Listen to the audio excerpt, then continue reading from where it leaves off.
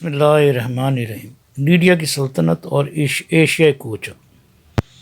لیڈیا کی فتح کی درست تاریخ کا تو کوئی پتہ نہیں، لیکن جس وقت سائرس نے شاہ مادی کو تخت سے اتارا وہ 550 قبل از مسیح کا زمانہ تھا، اور بابل 539 قبل از مسیح میں فتح ہوا۔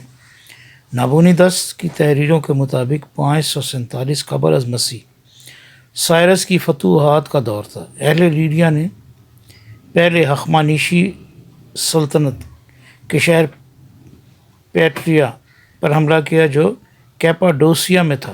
کرویسس نے شہر کا محاصرہ کر لیا اور اسے فتح کرنے کے بعد وہاں کے باشندوں کو غلام بنانا شروع کر دیا۔ اسی اثنا میں اہل فارس نے لونیا کے باشندوں کو جو لیڈیا کی ریاست کا حصہ تھی اس کے باشندوں کو اپنے حکمرانوں کے خلاف بغاوت کرنے کو کہا۔ اس کی پیشکش کو ٹھکرا دیا گیا۔ اس پر سائرس فوج کے ساتھ اہل لیڈیا کے خلاف حملے کے لیے نکلا۔ راستے میں جو قوتیں آئیں وہ اس کے ساتھ شامل ہوتی چلی گئیں۔ پیٹریا کی جنگ بڑی خوفناک تھی۔ دونوں طرف سے رات کے آغاز تک زبردست جانی نقصان ہوا۔ اگلی صبح تک کرویسس شکست کھا کر ساردیس کی طرف فرار ہو گئے۔ ساردیس سے کرویسس نے اپنے اتحادیوں سے درخواست کی کہ وہ لیڈیا کی حکومت کی مدد کریں، تاہم سردیوں کے اختتام تک یا اس سے پہلے کہ اتحادی متحد ہوتے، سائرس نے لیڈیا کی ریاستوں پر حملہ کر دیا اور کرویسس کا اس کے دارالحکومت ساردیس میں محاصرہ کر لیا۔ تیمبرا کے مقام پر آخری ٹاکرے سے پہلے ہرپاگس نے سائرس کو مشورہ دیا کہ وہ ایک کوہان والے عربی اونٹوں کو اپنے جنگجوؤں کے آگے رکھے، کیونکہ لیڈیا کے گھوڑے ان اونٹوں کی بو کے عادی نہیں ہیں اور وہ اس سے خوفزدہ ہو جائیں گے۔ اس کی حکمت عملی کامیاب رہی اور لیڈیا کی فوج کو شکست ہوئی۔ اس طرح سے سائرس نے کرویسس کو شکست دی اور اسے گرفتار کر لیا۔ سائرس نے ساردیس کے دارالحکومت کو فتح کر کے 546 قبل از مسیح میں لیڈیا کی سلطنت کو فتح کر لیا۔ ہیروڈوٹس کے مطابق سائرس اعظم نے کرویسس کی زندگی بخش دی اور اسے اپنا مشیر مقرر کیا، لیکن کچھ دوسرے ذرائع سے حاصل ہونے والے ترجموں کے مطابق سائرس نے لیڈیا کے بادشاہ کو قتل کروا دیا۔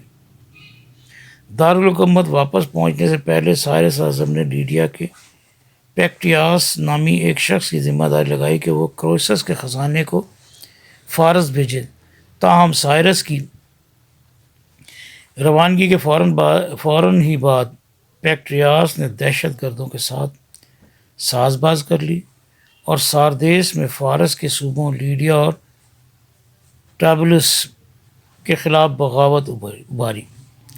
کرویسس کی تجاویز کے ساتھ کہ لیڈیا کے لوگوں کو سہولتیں پہنچا کر سائرس ان کے ذہن کو تبدیل کرے، سائرس نے مازریش کو جو اس کا ایک کمانڈر تھا اسے اس بغاوت کو کچلنے کے لیے بھیجا اور اسے حکم دیا کہ وہ پیکٹیاس کو زندہ گرفتار کرے۔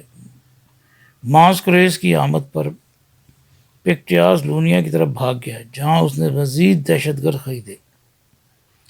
ماسکریس اپنے دوستوں کو یونان میں لے گیا اور ماگنیسا اور پرینا کو فتح کر لیا۔ پیکٹیاس کے متعلق اس سے زیادہ معلومات تو نہیں ہیں، لیکن یہ پتہ ملتا ہے کہ گرفتاری کے بعد اسے سائرس کے پاس بھیج دیا گیا، جہاں اسے اذیتیں دے کر قتل کر دیا گیا۔ ماسکریس نے اپنی فتوحات کو جاری رکھتے ہوئے ایشیا کوچہ کو بھی فتح کر لیا، لیکن اپنی لونیا کی مہم کے دوران وہ فوت ہو گیا اور اس کی موت کی وجوہات تاریخ میں نہیں ملتی۔ سائرس نے اس کی جگہ ہرپاگس کو ایشیا کوچہ کی فتح کو مکمل کرنے کے لیے بھیجا۔ ہرپاگس نے لائکیا، کلکیا اور فرانیکیا کو فتح کر لیا۔ اس نے ان علاقوں کو، یہ کرویسس کا یہ خیالی تصویر ہے، کرویسس بادشاہ جو تھا جسے سائرس نے شکست دی۔ یہ اٹیک کے علاقوں کا نقشے سائرس کی موومنٹ، اس کی حکومت فتح کرنے کے لیے ایک ایسا طریقہ اختیار کیا جس سے یونانی ناواقف تھے۔ اس نے محاصرہ والے شہروں کی دیواروں کے گرد مٹی کے ٹیلے بنا کر ان کا محاصرہ کیا۔ اس کی یہ فتح 542 قبل از مسیح میں مکمل ہوئی اور اس کے بعد وہ واپس فارس آ گیا۔ بابلی سلطنت، اوپس کی جنگ۔ سائرس کے دور میں ہخامنشی ریاست تقریباً ترکی، اسرائیل، جارجیا اور عرب تک پھیل گئی اور مغربی جانب قزاقستان، کرغیزستان، دریائے سندھ تک، موجودہ پاکستان، مشرق میں عمان تک پھیل گئی۔ سائرس کے دور میں فارس کی سلطنت جتنی وسیع ہو گئی تھی اس سے پہلے کوئی بھی سلطنت اتنی وسیع نہیں ہوئی تھی۔ 540 قبل از مسیح تک سائرس نے ایلام، سسیان اور اس کے دارالحکم سوسا یعنی کہ سوسن کو فتح کر لیا۔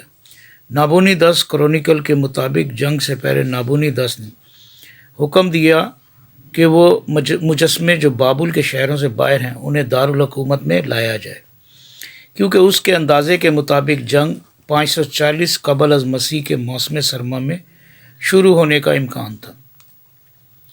اکتوبر کے آغاز کے نزدیکی زمانے میں سائرس نے اوپس کی جنگ لڑی۔ یہ جنگ یا تو اوپس شہر کے نزدیک لڑی گئی یا پھر شہر کے اندر۔ اوپس شہر بابل کے شمالی جانب دریائے دجلہ کے کناروں پر آباد تھا۔ بابلی فوج کو شکست ہوئی اور 10 اکتوبر کو سائپر شہر بغیر جنگ کے فتح ہو گیا، اور اگر تھوڑی بہت مدافعت ہوئی بھی تو وہ عوام کی طرف سے تھی۔ غالباً سائرس نے بابلی جنرلوں سے ان کی جانب سے تعاون کرنے کی بات کر لی تھی اور اس طرح وہ محاذ آرائی سے محفوظ رہا۔ جس وقت سائرس کا حملہ ہوا نابونی 10 شہر میں ہی موجود تھا، لیکن پھر وہ جلدی سے بابل شہر کی طرف بھاگ گیا جہاں وہ مدتوں سے نہیں گیا تھا۔ 2 دن بعد 17 اکتوبر کو گوبراؤ کی فوجیں بابل میں داخل ہو گئیں۔ اس مرتبہ بھی بابلی فوج کی جانب سے کوئی مزاحمت نہ ہوئی اور نابونی 10 گرفتار ہو گیا۔ ہیروڈوٹس اس موقع پر ایک ترکیب کا ذکر کرتا ہے جو اہل فارس نے استعمال کی۔ انہوں نے پہلے سے کھودی گئی ایک خندق کو استعمال کیا جو بابل کی ایک ملکہ نیٹوکریس نے کھدوائی تھی۔ اہل فارس نے دریائے فرات کے پانی کا رخ اس خندق کی طرف موڑ دیا، جس سے پانی کا لیول کم ہو کر اتنا نیچے آ گیا کہ وہ فوجیوں کے آدھے جسم کے برابر رہ گیا، جس سے انہوں نے فائدہ اٹھایا اور وہ رات کے وقت شہر میں داخل ہو گئے، اور 29 اکتوبر کو سائرس خود بھی بابل شہر میں داخل ہو گیا اور نابونی 10 کو گرفتار کر لیا۔ سائرس کے حملے سے پہلے نئی بابلی حکومت نے کئی دوسرے علاقوں کو اپنی حکومت میں شامل کر لیا تھا۔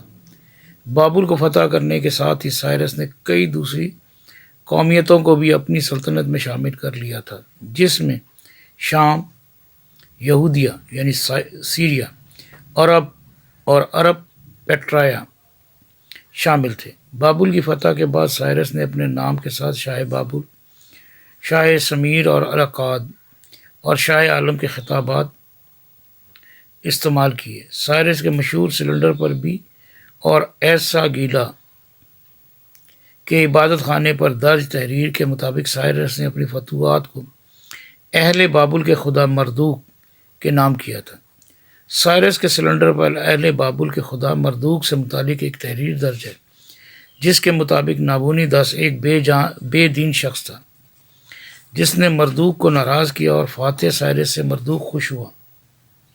اس میں بیان کیا گیا ہے کہ کس طرح سائرس نے اہل بابل کی زندگیوں کو بہتر کیا اور جلا وطن کیے گئے لوگوں کو واپس ان کے علاقوں میں آباد کیا، مندروں اور عبادت گاہوں کو از سر نو تعمیر کروایا۔ اگرچہ کچھ لوگوں کے مطابق سلنڈر ایک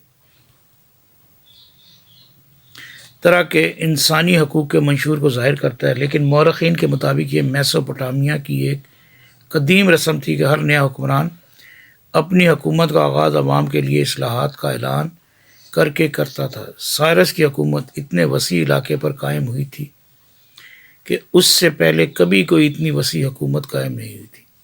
سائرس کے دور حکومت کے اختتام تک ہخامنشی ریاست مغرب کی جانب ایشیا کوچک تک اور شمال مشرقی جانب مشرقی ہندوستان تک پھیل چکی تھی۔